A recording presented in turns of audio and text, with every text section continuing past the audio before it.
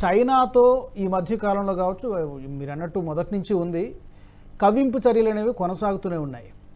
కొద్ది రోజుల కిందట అరుణాచల్ ప్రదేశ్లో కొన్ని ప్రాంతాలని వాళ్ళు రీనేమ్ చేయడం జరిగింది.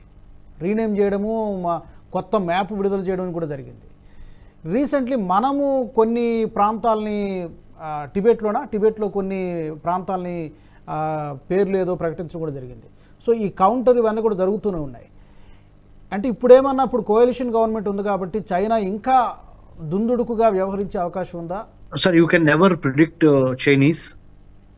Having said that, I would like to also maintain that India is in a commanding position, even though we have coalition. Just forget about that. Forget about that. We have a coalition government. It doesn't matter actually. It's as good as the previous government only. So just remove that psychological barrier. We have a coalition government and this and that. No, we are going to be very firm. We are going to be very, very straightforward. And whenever there is a diplomats needs to speak, diplomats will speak. Whenever we have to fire across the border, we will fire. Whenever we have to conduct surgical strikes, we'll conduct.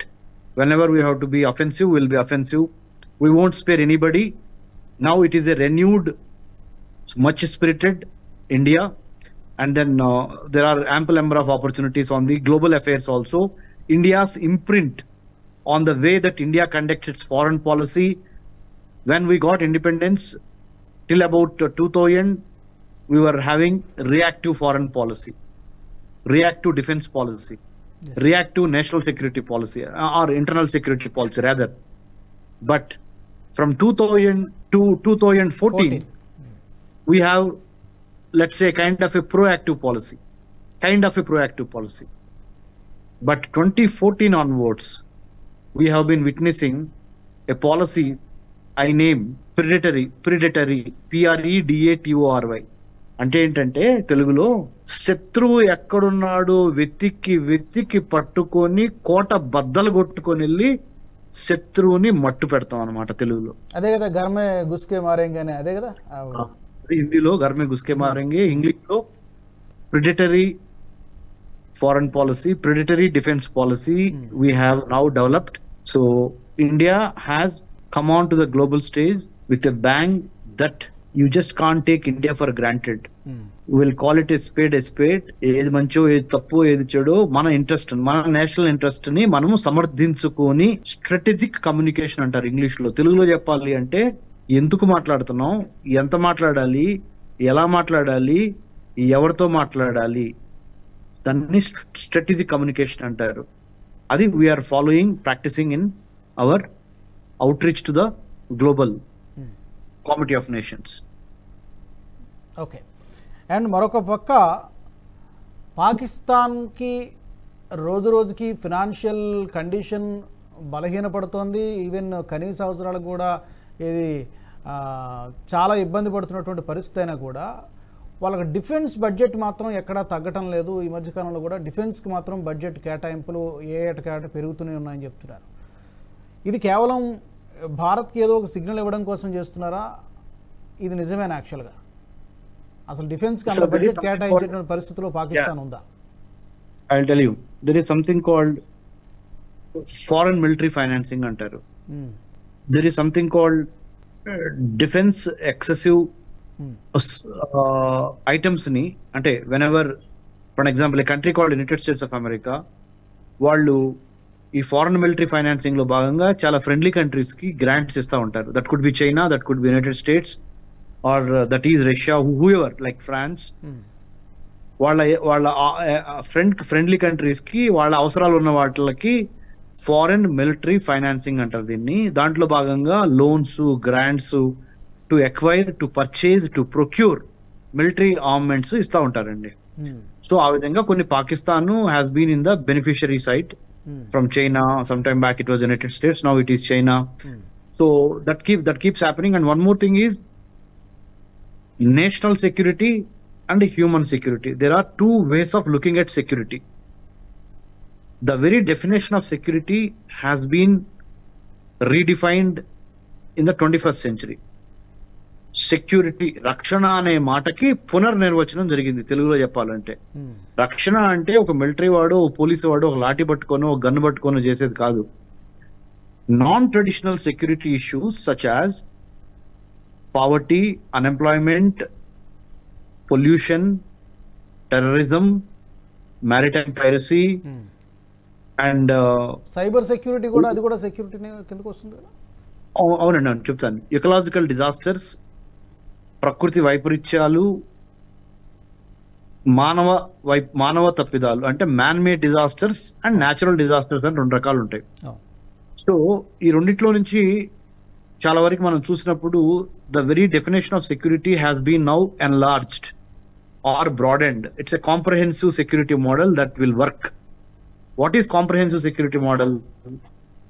మధ్య మార్గము, moderation అంటే ఏంటంటే ఇక్కడ national security perspective అంటే traditional security issues, human security perspective అంటే non traditional security issues, ఈ 2 కలిపితేనే comprehensive security model ఏర్పడుతుంది.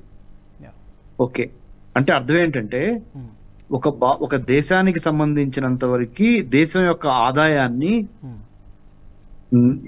నాన్ ట్రెడిషనల్ సెక్యూరిటీ కోసము ఖర్చు పెట్టాలి, ట్రెడిషనల్ సెక్యూరిటీ ఇష్యూస్ కోసం ఖర్చు పెట్టాలి.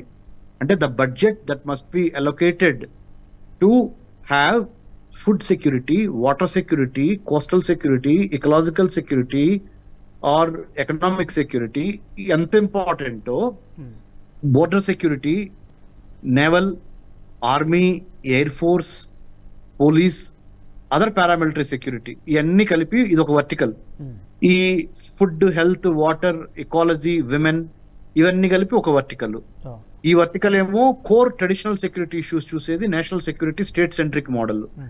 ఇదేమో నాన్ ట్రెడిషనల్ సెక్యూరిటీ ఇష్యూస్ అని చెప్పాను చూడండి. అంటే విద్య, వైద్యం, ఆరోగ్యం, పర్యావరణం ఇవన్నీ ఎంత ఇంపార్టెంటో ఆ దేశానికి ఆ బోర్డర్ ని కాపాడుకోవటం అంటే national security, border security and maintenance of law and order with in the state ఇవి కూడా అంతే important. What I'm trying to tell the viewers is the president or the prime minister of India or whichever country he belongs to, now in the 21st century, national security and human security ni kalipi ante vidya, vaidyam, arogyam, paryavaranam, mahila శిశు సంక్షేమం ఎంత ఇంపార్టెంటో మన border security, మన maintenance of law and order, మన army, navy, air force ని బలోపేతం చేయడం అంత ఇంపార్టెంట్ అనే దిశగా ప్రభుత్వాలు బడ్జెట్ ని అలొకేట్ చేసి ఖర్చు పెట్టకపోతే they are digging their own Graves.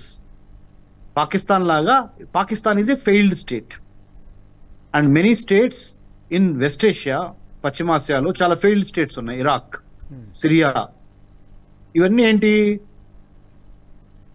ఎక్కువ ఖర్చు మిలిటరీ మీద పెట్టి అతి తక్కువ ఖర్చు మానవునికి సంబంధించిన విద్యా, వైద్యం, ఆరోగ్యం, పర్యావరణము, ఉపాధి వీటి మీద తక్కువ ఖర్చు పెట్టి 90%, 70% జీడిపిలో లేదా 60% ఎక్కువగా మిలిటరీ అవసరాల మీద ఖర్చు పెడతాం మూలాన, మిలిటరీ ప్రొక్యూర్మెంట్స్ మూలాన అంటే యుద్ధానికి సంబంధించిన ఆయుధాలని కొనుక్కోవటంలో, కొనుగోలు చేయటంలో, తయారు చేయటంలో పెడతాం మూలాన దేశాలు కూలిపోయినాయి.